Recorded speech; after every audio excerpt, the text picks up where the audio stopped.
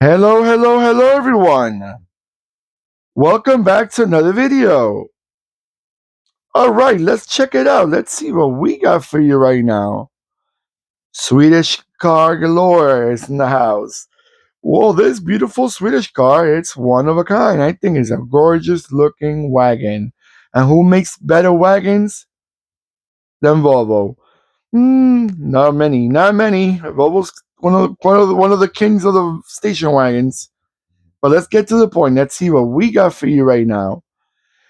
We have for you a 143 scale Volvo XC70.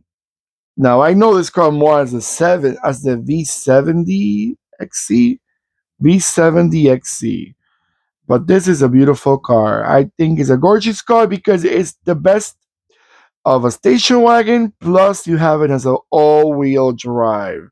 A lot of people like Volvos because they're you know good looking station wagon. But this is a wagon plus an all wheel drive, kind of like an SUV. So in this car, you get a little bit of both. Whatever you like, whatever you got. You got what you like, actually, what I'm meant to say. You like wagons, you got it. You like four-wheel drives, you got it too. It's kind of like a competition for like the Subaru Outback that we all know, wagon four-wheel drive that made it very popular. Well, this one is quite the competition for it. Now, this good-looking car, it came out. I tell you right now, this is a V70 altogether. So more or less, I'm gonna read a V70, but this is more the second generation. Let me see. Let me just make sure this is second generation because originally the V70 came out in 1996, all the way down to 2016. That's the V70, the model that this comes from. But the second generation, which is this model right here, I do remember the first generation was the squarish one that looked like the 850. But the second generation is the one that we're looking at right now, like I said before. Oh no, no, actually this is the third generation. Squeeze me. Squeeze me. This is actually the third generation that came out in 2008 all the way down to 2016. This is the latest model of the V70s. After this, the name they dropped it. They dropped it because I think it was not selling as well as they wanted it to be. But I don't know why, because I think it was a very good looking car, quite rugged, quite respected. Volvo's always been a respected brand, and we know that. But again, things change. People went different ways. SUVs were more a thing, but not the station wagon type. People wanted the big, high up above SUVs more. I think that was one of the main ideas. Again, like I said, this is a model year 2008 to 2016. This is the all-wheel drive, but I'm going to talk about engines-wise before I forget. I'm going to mention all the engines. I'm not sure if this one came with one of them. It had to be one of them, but I'm not sure exactly which one. But I'll mention them all. You have a 2.0 four-cylinder, 2.5 five-cylinder, 3.0 six-cylinder turbo, and then you have a 3.26 cylinder. Diesel engines, I guess depends on the country where they were sold because you have a 1.6 to a 2.0 four cylinder, and you have a 2.0 to a 2.4 five cylinder. And these were the diesel engines, the ones that I mentioned just before.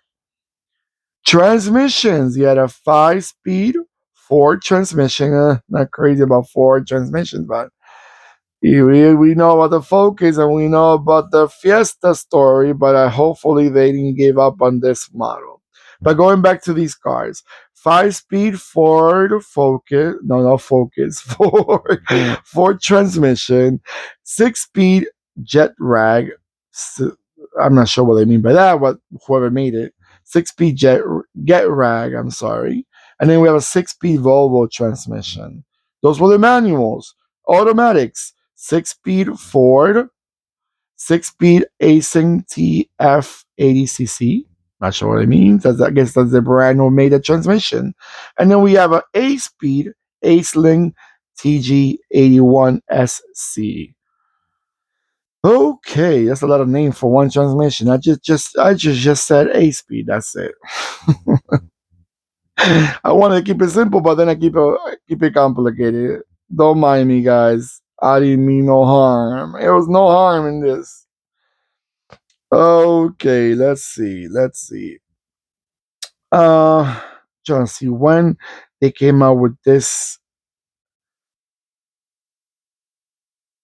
Okay, it says after 2011, Volvo discontinued the V70 in North America, instead marketed as a front-wheel drive variant of the XC70. Okay, so when they pull out this V70 name out, you just continue calling them the XC70. They had the two-wheel drive and the four-wheel drive. I like both of them. I'll tell you the truth. I remember seeing the two-wheel drive. It was a little lowered, but it was Volvo's a brand that it's the model example, the way they look, it's not for everyone. And I know that. Many people like it, some people dislike them. But you cannot tell me they're not different from the rest. They always been, and I don't think they never changed that. And that's one good thing I like about that brand. All right, guys, I'm gonna let it go around a few times, and I'll be right back.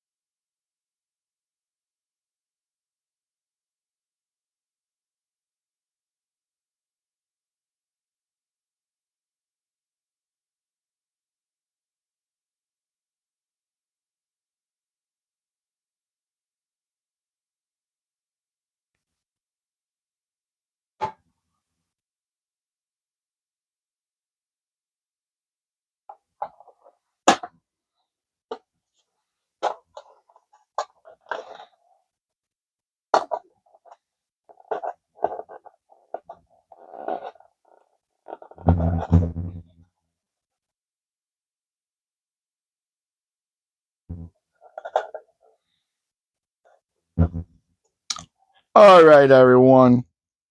So, what you guys think about this nice looking Swedish all-wheel drive wagon? Let's call it like that. Did you like it? Do you find them attractive? Do you think it's a car for everyone, or you think it's a car more for people that like to go a little bit off road and they like the Swedish style? I think it's a car for everyone. Soccer moms, the famous soccer moms that they call them, they like minivans. Hey, this is a spacious car. If you don't have, if you got more than 5 kids, then you need a minivan. But if you got not even five, 4 kids, let's say 4 kids. If you like if you got more than 4 kids, then you definitely need a minivan. But if you got 3 kids, 2 kids, and you want to get the weekend getaway, this is a perfect car. I don't know. Even for rugged terrain, this, unless you're gonna hit like those weird slopes with rocks and all that, then you need something like a Jeep. But if you have a little bit of mud, this is a perfect car for that. I don't see nothing wrong with it. It depends on what terrain you're gonna get into. You're not gonna get into no crazy mud that you're gonna get stuck regardless of what car you're gonna drive. So you know what I'm trying to say. We get the point. All right, guys, comment below what you guys think about this car. Do you like them? Have you seen them on the road? Were they sold in your country? The four-wheel drive or the two-wheel drive? Are they still around? Do you collect these diecasts? What scale you guys collect? What brands? Let me know in the comments below where you guys are from. All right, everyone. Don't forget to give me that beautiful thumbs up that I always appreciate. Thank you so much. Don't forget to click and subscribe. And when you subscribe, don't forget to click the bell next to the subscribe button. That will remind you when I'm posting more videos. Take care of yourselves more than ever, as I always say. And goodbye.